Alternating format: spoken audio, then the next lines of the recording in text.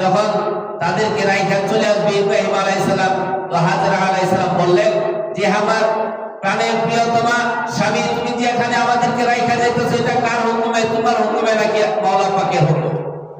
তো ইব্রাহিম আলাইহিস সালামের ভারাক্রান্ত হৃদয় দুই চোখ দিয়ে জোর করে পানি পড়তেছে। তখন শুধু আঙ্গুল দিয়ে ইশারা করে দেখাইলেন যে এটা আমার হুকুম না, এটা আমার মাওলা পাকের হুকুমে রেখে আইছি।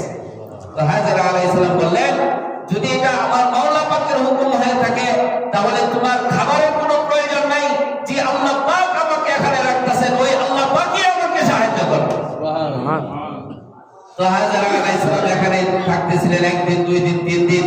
কলিজা শুকায় গেছেন, সন্তানের কলিজা শুকায় গেছে, পানির জন্য হাহাকার করতেছে। ওই দিন হাজরা আলাইহিস সালাম দৌড়াদৌড়ি করতেছে কোথাও কোনো পানির সন্ধান পাওয়া যায় কিনা। তো দেখলেন এই কলিজার টুকরা ইসমাইল আলাইহিস সালামকে রাইখা গেলেন সাফা এবং মারওয়া পাহাড়ে।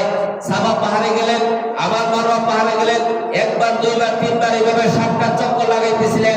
সর্বশেষ হাজরা আলাইহিস সালাম মনে করছেন যে আমার কলিজার টুকরা সন্তান মনে আর নাই। তো এইভাবে সাফা এবং মারওয়া পাহাড় দৌড়াদৌড়ি করার কারণে আল্লাহর কাছে এত পছন্দনীয় হয়েছে, যারা হাজিরা হজ করতে যায় তাদেরকে সাফা মারওয়া পাহাড় এই দৌড়াদৌড়ি করা তাদের জন্য ওয়াজিব করে দিয়েছে।